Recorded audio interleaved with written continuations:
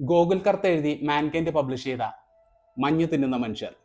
സാധാരണക്കാരുടെ അസാധാരണ കഥകൾ എന്ന ടാഗ് ലൈനോട് കൂടി തുറക്കുന്ന പുസ്തകം നമ്മൾ ഇതുവരെ കാണാത്ത, നമ്മൾ ഇതുവരെ കേൾക്കാത്ത ഒരു യൂറോപ്പിനെയാണ് തുറന്നു കാണിക്കുന്നത്. 20 വർഷത്തെ യൂറോപ്പ് പ്രവാസ ജീവിതത്തിൽ കണ്ടറിഞ്ഞതും തൊട്ടറിഞ്ഞതുമായ സത്യങ്ങൾ അല്പസ്വല്പം ഫാന്റസികളും ഭാവനകളും ചേർത്ത് എഴുത്തുകാരൻ അക്ഷരങ്ങളാക്കി മാറ്റിയപ്പോൾ നമുക്ക് കിട്ടിയത് അതിമനോഹരങ്ങളായ 9 കഥകളാണ്. ടൂറിസ്റ്റുകളായി യൂറോപ്പിലെ പല രാജ്യങ്ങളും സന്ദർശിച്ചിട്ടുള്ളവർക്ക് ഇതിലെ യൂറോപ്പിനെ മനസ്സിലാവണമെന്നില്ല.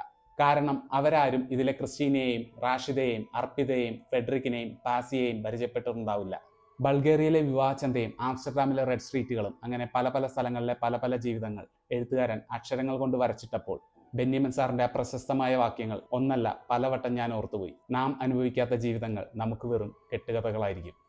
ഇതിലെ 9 കഥകളിലെ 8 കഥകളും മുന്നോട്ട് പോകുന്നത് കഥാപാത്രങ്ങളിലൂടെയാണ്. വായിച്ചു കഴിഞ്ഞാലും ഇതിലെ മിക്ക കഥാപാത്രങ്ങളും നമ്മളെ ഒരു നിഴല് പോലെ പിന്തുടരും. എന്നാൽ അവസാനത്തെ കഥ, അതിലെ കഥാപാത്രങ്ങളല്ല സന്ദർഭങ്ങളാണ് നമ്മെ വേട്ടയാടുന്നത്. എഴുത്തുകാരൻ തന്റെ കുടുംബത്തോടൊപ്പം നടത്തിയ ഒരു യാത്രയിൽ തനിക്കുണ്ടായ അനുഭവങ്ങൾ അല്പസ്വല്പം ഹൊറർ എലമെന്റ്സും ത്രില്ലർ എലമെന്റ്സും മിക്സ് ചെയ്ത് എഴുതിയപ്പോൾ നല്ലൊരു വായനാനുഭവത്തോടെ മഞ്ഞ് തിന്നുന്ന മനുഷ്യർ എനിക്ക് വായിച്ച് അവസാനിപ്പിക്കാൻ സാധിച്ചു.